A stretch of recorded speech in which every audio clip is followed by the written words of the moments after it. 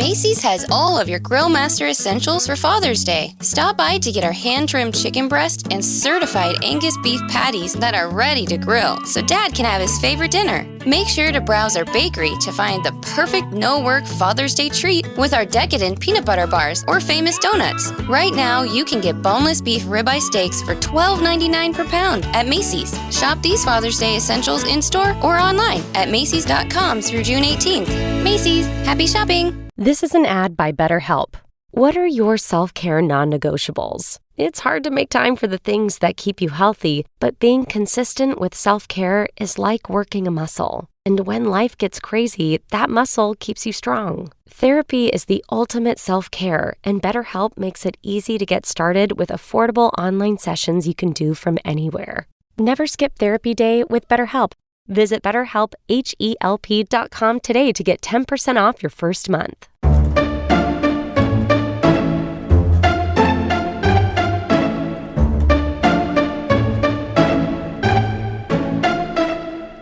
Welcome to Season 17 of 5-Minute Biographies, Episode 9, Gary Cooper.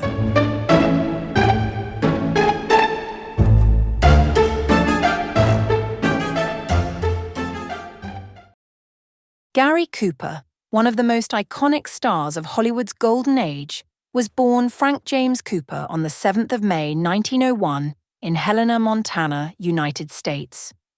With his rugged good looks, quiet demeanour, and distinctive acting style, Cooper became a symbol of American masculinity and integrity. He starred in numerous classic films, winning 2 Academy Awards for Best Actor during his career. However, behind his on-screen persona was a man shaped by a unique upbringing and a relentless pursuit of authenticity in his craft. Cooper was born into a relatively affluent family.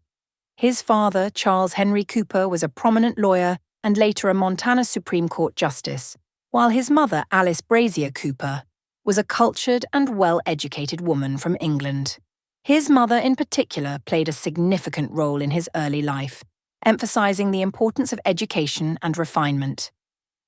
In 1909, Gary and his brother Arthur were taken to England by their mother, where they attended Dunstable Grammar School in Bedfordshire. During this period in England, Cooper developed an appreciation for British culture, which would stay with him throughout his life. Cooper's time in England, however, was short-lived. The family returned to Montana just before World War I, and Cooper completed his education at Bozeman High School. Growing up in the vast landscapes of Montana, Cooper learned to ride horses and became familiar with the rugged life of the American West. These experiences would later inform many of his most famous film roles.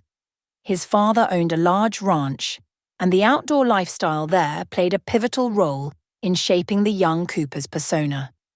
His natural affinity with the outdoors and the cowboy lifestyle would become a hallmark of his acting career.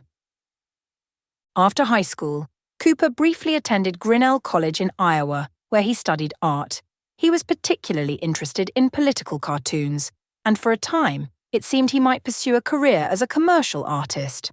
However, a car accident in 1916 left him with a hip injury that forced him to abandon his studies. During his recovery, he returned to Montana and worked on his family's ranch, regaining his strength and riding skills. In 1924, Cooper's life took a significant turn when he moved to Los Angeles with his parents. By chance, he met 2 friends who were working as film extras, and the road to a career in the film industry began. Initially, he worked as an extra and a stunt rider in westerns, taking advantage of his riding abilities. His early work in these films gave him valuable experience in front of the camera, and his natural ease on horseback caught the attention of producers. Around this time, he realized that other actors were using the name of Frank Cooper, so he changed his name to Gary. After several years of hard work and determination, Cooper landed his first leading role in the 1926 silent film, The Winning of Barbara Worth. This performance established him as a rising star, and he quickly became a favorite among directors and audiences alike. With the arrival of sound in cinema, Cooper's deep voice and understated acting style set him apart from other leading men of the era. His ability to convey emotion with minimal dialogue and subtle expressions became a defining characteristic of his performances.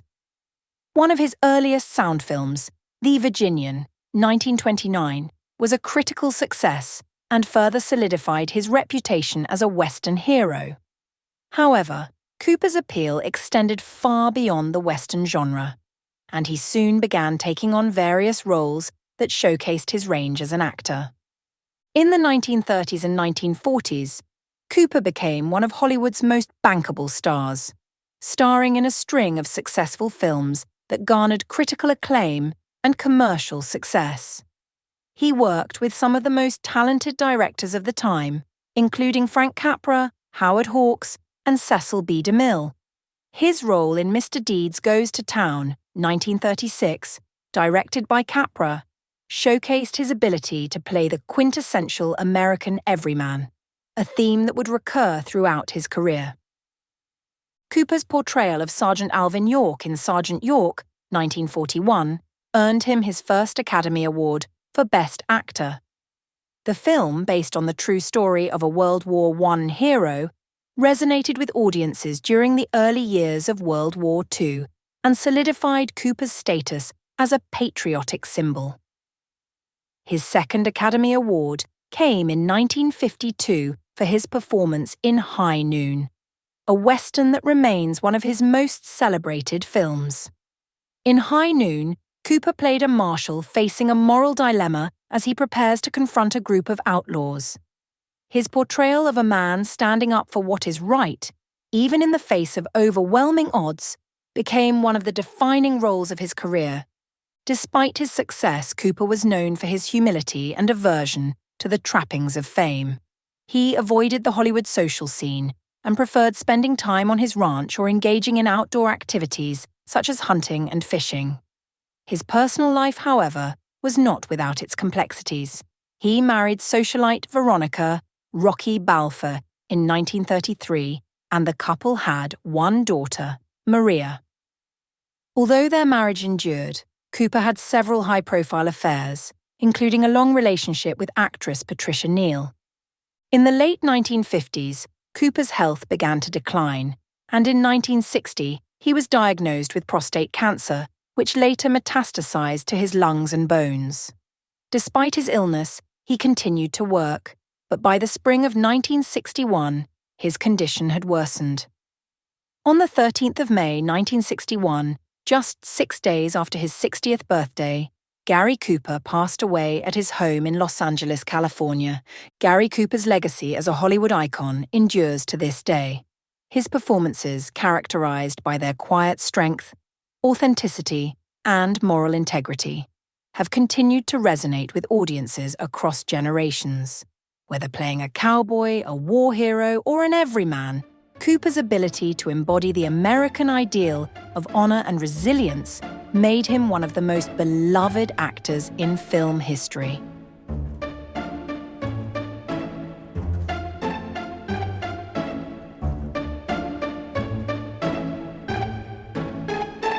I hope you enjoyed that episode of the 5-Minute Biographies podcast from 5minutebiographies.com. If you get a chance, please leave a review wherever you get your podcasts, as it will help us to grow. Also, why not check out our 2 new 5-minute podcasts, 5-Minute Murder and 5-Minute Mysteries. Thanks for listening, and I'll see you next week.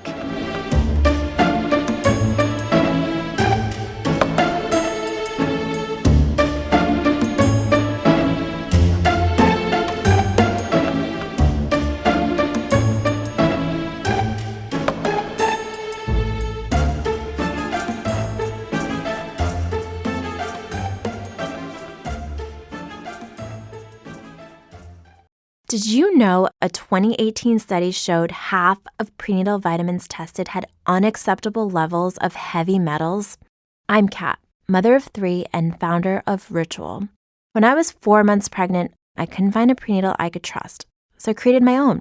Ours is made traceable, third-party tested for heavy metals, and recently earned the Purity Award from the Clean Label Project.